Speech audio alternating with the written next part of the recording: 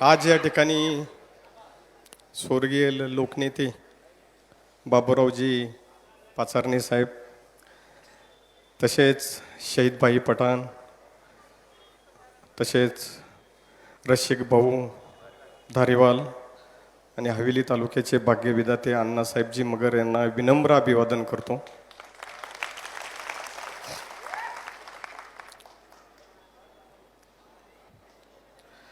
आजच्या या सभेसाठी उपस्थित असलेले माननीय नामदार दिलीपरावजी वळसे पाटील साहेब, उपस्थितांमध्ये आमचे मार्गदर्शक माजी खासदार शिवाजीराव दादा आढळराव पाटील, आपल्या या भागाचे माजी आमदार पोपटरावजी गावडे साहेब, आदरणीय सगळ्यांची माफी मागतो व्यासपीठ, उपस्थित सर्व माझ्या मायबाप बंधू आणि भगिनींनो. खरं तर राहुल दादांनी येताना सांगितलं की समोरच्या उमेदवाराकडे 1000 कोटी आहेत, पण माझ्याकडे ही जनता आहे, ही प्रेम आहे.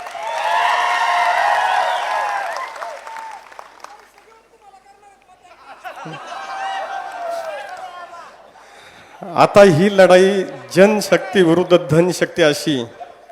आता त्या 1000 कोटी रुपये कुठून आलेत, कसे आलेत, 10 वर्ष काय केलं, किती आश्वासनं दिली, किती कामं झाली.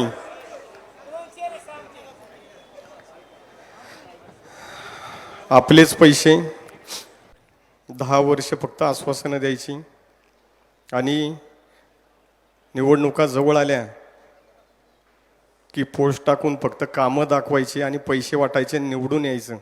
लोकमत वेगळं असतं आणि पैसे देऊन निवडून वेगळं असतं. खरं तर समाजामध्ये काम करत असताना हृदयामध्ये स्थान देणं एखाद्याला, हीच आयुष्यातली फार मोठी गोष्ट आहे. आणि ती आपण या ठिकाणी तुमच्या या मुलाला, तुमच्या या भावाला या ठिकाणी दिलेली. खरं तर महायुतीच्या माध्यमातून बऱ्याचशा, माझाही थोडा मी पार्श्वभूमी आपल्याला सांगतो. तसं तर वडील 92-93लाही सरपंच होते. सर्वसामान्य आमचं कुटुंब, म्हशीचा व्यवसाय, शेतीचा व्यवसाय आमचा, आणि सामाजिक कार्याची आवड. आणि त्याच्यामुळं पैलवानकी क्षेत्राच्या माध्यमातून पैलवानकी करत असताना जुनं आपलं गावाकडं असायचं की घरातलं एखादं असावं आपल्या घरामध्ये.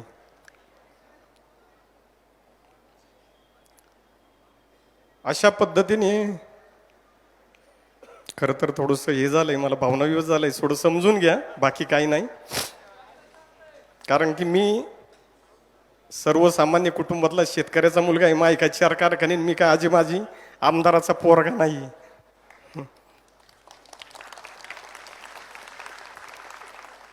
आता बापूंनी सांगितलं, रवी बापूंनी बोलताना, आणि रवी बापू माझंच नाव विसरून गेले. म्हणजे हीच पावती आहे माझी सर्वसामान्य माणसातली. म्हणजे उद्याच्या राजकारणामध्ये, म्हणजे जर आपल्या सगळ्यांचा एक विचार म्हणून या ठिकाणी मी उभा आहे. मी एक व्यक्ती आहे फक्त, त्याच्या पाठीमाग सर्वसामान्य आमच्या मायबापांचा विचार आहे. म्हणून आज मी आमदार नाही होणार, तुम्ही सगळीजण आमदार होणार आहेत. प्रत्येक माझा भाऊ त्या ठिकाणी आमदार होणार आहे. यासाठी आपल्याला कष्ट करावं लागतील, मेहनत करावं लागेल, तळागाळात जायला लागेल. कारण की समोरच्या माणसाकडे पैसे भरपूर आहेत, आपलेच पैसे, आपल्याच संस्था, आणि तेच पैसे आपल्यावरती वापरायचे. गेल्या 10 वर्षामध्ये आपल्याला सगळ्या गोष्टी या ठिकाणी अनेक आमच्या मान्यवरांनी बोलून दाखवलेल्या आहेत. अनेक विषय आहेत. कारखान्याच्या विषयाच्या संदर्भामध्ये सगळ्यांनी आपलं मत मांडलंय, कशा पद्धतीने त्या ठिकाणी कारखाना बंद पडला. यशवंत सहकारी साखर कारखाना चालू होणार होता, तोही चालू झाला नाही, त्याच्यातही कसा हस्तक्षेप केला. ट्रॅफिकची समस्या असेल, सोलापूर रोड, वाघोली, हे सगळे प्रश्न माझ्या मायबाप या जनतेच्या बेरोजगार मुलांना एक नोकरी लावू शकत नाही. शेवटी या जनतेने जेवढं तुम्हाला प्रेम दिले ना, डोक्यावर घेतले ना, उद्याच्या 20 तारखेला हीच जनता तुम्हाला पायाखाली घेतल्याशिवाय राहणार नाही, घरीच पाठवणार. खोटं नाटं बोलायचं, रेटून बोलायचं, पैशाच्या जीवावरती बोलायचं, की खोट्या केसेस दाखल करायच्या. साधं लाईट बिल जरी लाईटीचं कनेक्शन जरी घ्यायचं असेल ना, तरी वायरमॅनला पण फोन करतात, माझ्याकडे घरी पाठव. ही जी दादागिरी मुजुरी आहे ना, इथून पुढच्या काळामध्ये चालणार नाही. कारण की या ठिकाणी आपल्या पाठीमागं अजितदादा, वळसे पाटील आणि आढळराव दादा येत महायुतीचं सरकार आहे. आणि मी आपल्याबरोबर आहे. आपल्याला आश्वासित करतो, इथून पुढच्या काळामध्ये जर माझ्या शेतकरी बांधव, मायबाप, ही गोरगरीब जनतेला कोणी त्रास देण्याचं काम करत असेल तर जशाच तसं उत्तर दिलं जाईल. हा पण एक पैलवान माणूस आहे. खरं तर 92-93ला वडील सरपंच होते, 2002ला होते, 2002ला राष्ट्रवादीतून वडिलांना जिल्हा परिषदची उमेदवारी होती, 2012ला आईलाही जिल्हा परिषदची उमेदवारी होती, 2007ला ग्रामपंचायतच्या माध्यमातून माझी निवडणूक झाली. नंतर 2015-16ला देखील मी ग्रामपंचायत सदस्य म्हणून निवडून आलो. नंतर जिल्हा परिषदला मला गटामधून काम करण्याची संधी दिली. त्याच्यानंतर शिवसेनेच्या माध्यमातून या ठिकाणी दादा आहेत, जिल्हा प्रमुख म्हणून दादांनी या ठिकाणी खऱ्या अर्थानं माझ्यावरती जबाबदारी दिली. आणि जिल्ह्यात एक सामाजिक कार्याच्या माध्यमातून, संघटनेच्या माध्यमातून, माझ्या त्या टायमाला सर्व शिवसैनिकांच्या माध्यमातून खरं तर संघटना उभी करायचं काम झालं. त्याच्यानंतर महाराष्ट्रामध्ये अनेक स्थित्यांतर झाले. पक्षाकडे उमेदवारी मागत होतो, परंतु ती उमेदवारी त्या ठिकाणी मिळाली नाही. आणि आपल्याला एवढं सांगतो की जरी मी या ठिकाणी मी काही राष्ट्रवादीमध्ये नवीन नाही आहे, 2 वेळा तिकीट होतं, म्हणजे पुन्हा घरवापसी झालेली आहे. परंतु आजही जो शिवसैनिक माझ्याबरोबर 10 वर्ष काम केलं, तो सगळा शिवसैनिक सगळं सोडून आज माझ्याबरोबर आलेला आहे.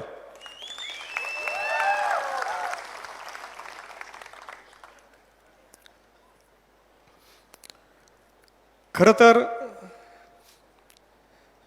महायुतीच्या माध्यमातून, राष्ट्रवादी काँग्रेसच्या माध्यमातून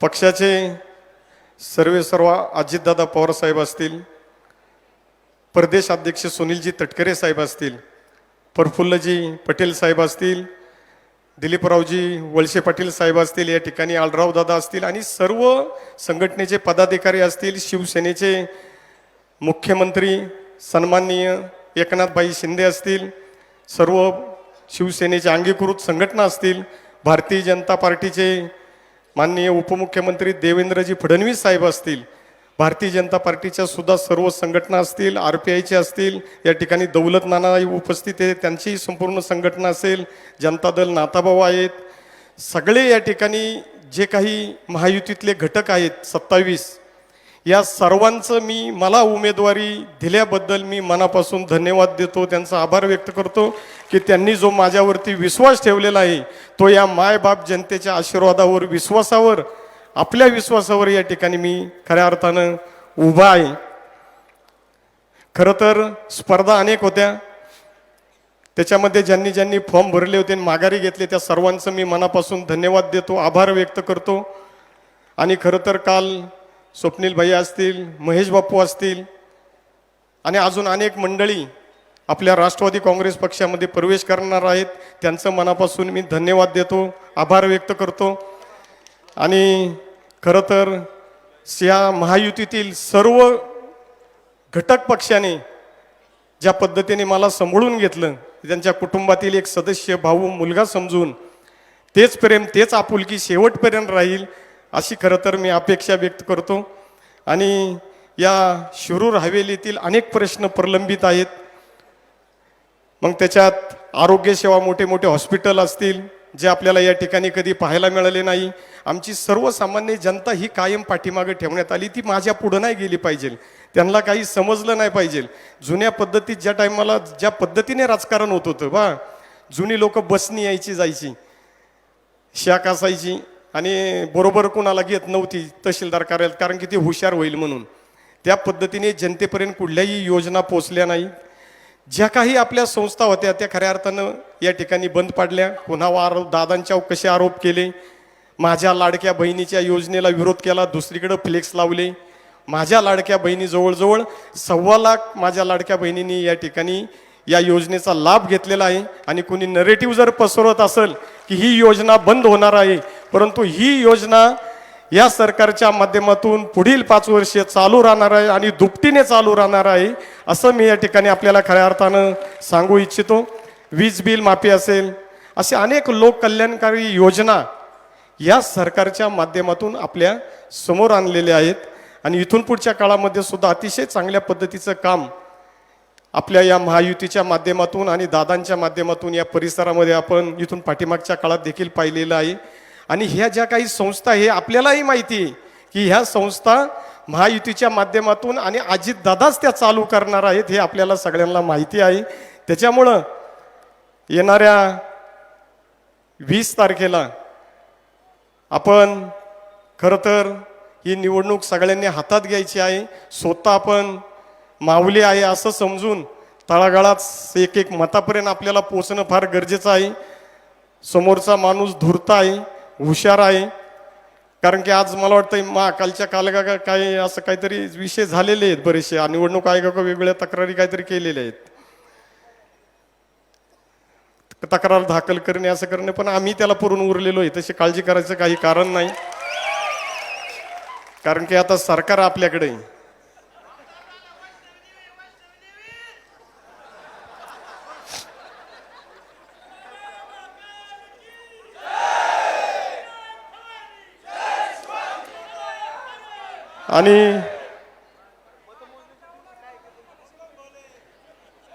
आणि मतमोजणीच्या दिवशी नेमकी काळभैरवनाथ महाराजांचं जयंती आहे, त्यामुळं तो योग पण या ठिकाणी खऱ्या अर्थानं जुळून आलेला आहे. मी अधिकचा वेळ काय घेणार नाही, कारण की साहेब आणि दादा बोलणार आहेत. मी पुढच्या सभेला बोलेल, सगळ्या गोष्टी सविस्तर आपल्याशी नीट व्यवस्थितपणे मांडेल.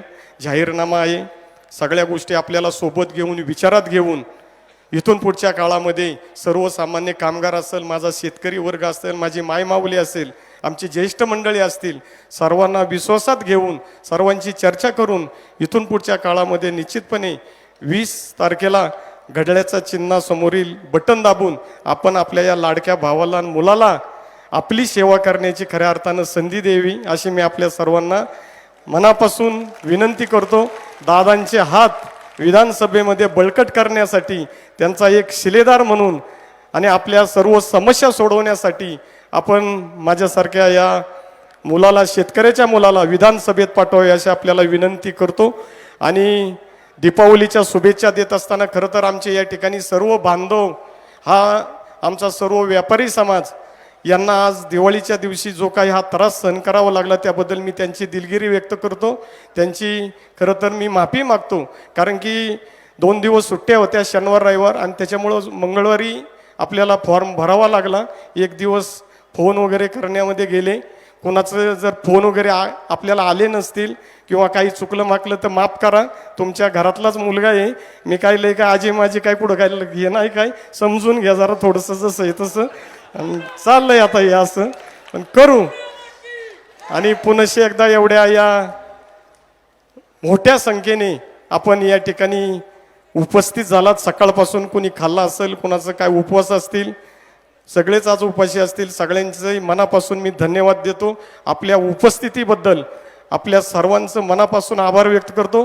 पण आपण जे प्रेम आणि हा स्नेह दिलेला आहे याची उतराई निश्चितपणे मी चांगल्या कामांच्या माध्यमातून करेल. तुमच्या विश्वासाला कुठं तडा जाणार नाही ही निश्चितपणे खात्री मी आपल्याला देतो. आणि पुनश्च एकदा आपल्या उपस्थितीबद्दल आपलं सर्वांचं मनापासून धन्यवाद देतो. जाताना व्यवस्थित जा, गाड्या वगैरे पहा, कुणाला काही त्रास होणार नाही तेवढी फक्त सगळ्यांनी काळजी घ्या. जय हिंद, जय महाराष्ट्र.